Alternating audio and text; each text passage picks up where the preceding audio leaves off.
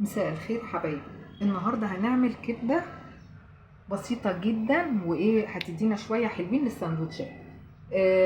مش اسكندراني، كبده بقى على طريقتي، يا ريت تدوقوها. عندنا نص كيلو كبده وحاطين عليه تقريبا 3 4 معالق خل علشان تنزل اللي فيها. ودي بصله كبيره متقطعه تقطيع عادي خالص، مش جوليان، لكن قطعت البصله منها كبيره 4/4 وعملتها شرايح. نفس الطريقه هنا 4 فلفلات، نص كوباية زيت، نص كوباية خل، ليمونتين معصورين، تقريبا 4 فصوص توم وحط عليهم شوية زيت. وهنا بقى حسب ما هتطلب الفلفل الأسمر، بس هي دي تقريبا معلقة كبيرة. تعالوا معايا بقى شوفوا هنعمل ايه. هنحط شوية زيت، هنحمر الأول البصلة بالزيت. بصوا معايا،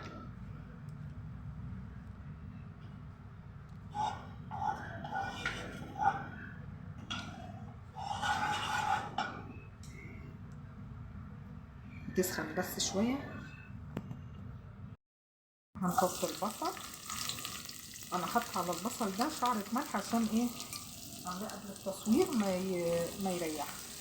هشوحه كده. دبلنا بس البصل خفيف كده، ودول الاربع الفلفلات. ممكن تزودوا حبايبي زي ما انتوا عايزين، واي انواع فلفل انتوا حابينها اوكي. انا كان عندي فلفل اخضر وعندي فلفله احمرت في التلاجة لوحدها فحطيتها. هشوحهم كده واحد. بعد ما شوحناها شويه حطينا بس شويه ميه كده، قيمه نص كوبايه، عشان احنا بنحب البصل يعني داخل في السلق. هناخدها كده نقلبها اهي. ما بحبش بس اطول الفيديو عليكم عشان ما تتضايقوش. ناخدها كده. شوفوا هنعمل ايه بقى هنا تاني. بصوا معايا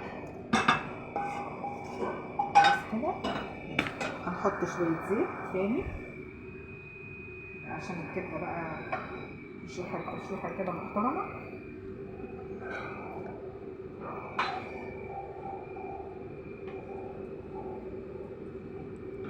بصوا الطريقه دي، سخن بس الزيت كده عشان يديها صدمه جميله كده.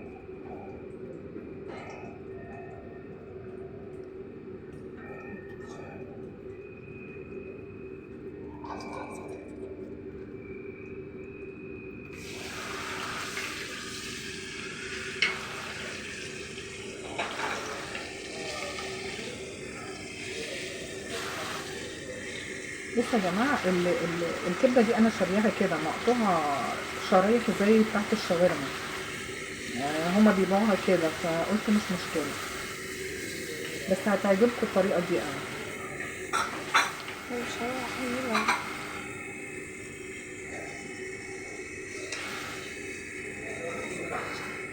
نشوحها كده ثواني. بصوا بقى غيرت لونها اهي. نحط بس الفصين الثوم دول، ممكن نحط برضو الزيت بتاعه عادي جدا. بصوا بقى نشوحها تشويحه جميله كده، وبعدين هندخل عليها برضو الفلفل. بس ثواني كده نديها التكه الحلوه دي، ريحتها الجميله اهي طلعت. بصوا حبايبي، انا قلت في اول الفيديو ان احنا بنحط خل. الخل ده بقى بيعمل ان ما تشميش الريحه اللي هي الوحشه، ريحه الكبده الطبيعيه يعني. دي كبده عاديه جدا مستورده، مش لازم بلدي، بس ريحتها تجنن. هنحط لها بقى شويه فلفل اسمر اهو.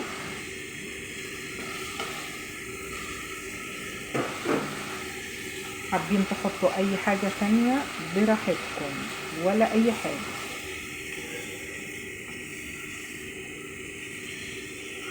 بصوا ريحتها، يا ريت اعرف اوصل لكم الريحه. ريحتها تحفه ومفيهاش اي حاجه.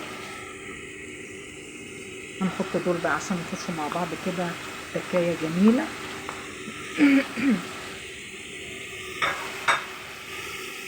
شفتوا النص كيلو كبده عملت لنا ايه؟ هنفضل نشوح فيها لغايه اما يدوا تكه كده مع بعض ونرجع. وهرجع لكم تاني. بصوا حبايبي، هنحط بس قيمه عشان هي عليها خل قبل كده، قيمه معلقتين كده اهو، عشان عليها هي معلقتين قبل كده. وادي الليمون، مش محتاجه ملح لان ملحها كده اتظبط، لان هي كان برضو عليها البصل كان عليه ملح، فانتوا اظبطوا ملحكم زي ما انتوا عايزين. حابين تحطوا كزبره اوكي، لكن هي كده جميله جدا ولا فيها اي حاجه. لو كان عندنا طماطمايه كمان، طماطمايه بتديها تسكيره جميله. احط بس شعره سكر كده عشان كله يندمج مع بعضه.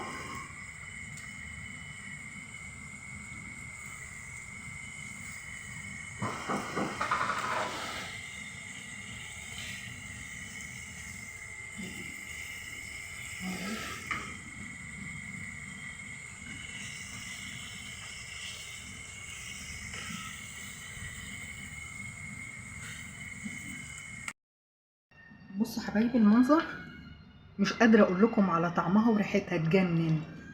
احنا بعد ما حطينا الخل والليمون، انا جيت ادوقها لقيتها ايه ناقصه ثواني، فحطيت لها نص كوبايه ميه ووطيت لها لغايه ما كملت سوا. بس هو ده اللي عملته عشان ايه ابقى معاكم صادقه، اهم حاجه الصدق.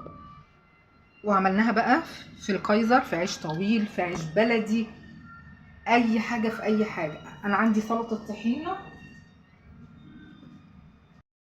حبايبي، سلطه الطحينه دي انا عاملاها على ايدي، وارجعوا هتلاقوها في الفيديو. فانا هعمل واحد كده. بصوا حبايبي الطحينه دي بقى ايه، يا ريت يا ريت ترجعوا الفيديو بتاعي، مش عايزه اغرقها عشان ما ايه العيش كمان ما يبقاش في بيحب بالطحينه، في ما بيحبش بالطحينه، زي ما انتوا تحبوا. ارجو ان انتوا ما تنسونيش في اللايك والشير، ويا رب تعجبكم وبالهنا والشفا.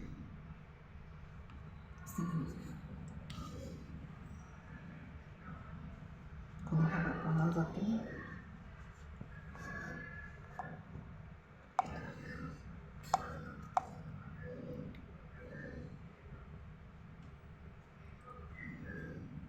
باي باي.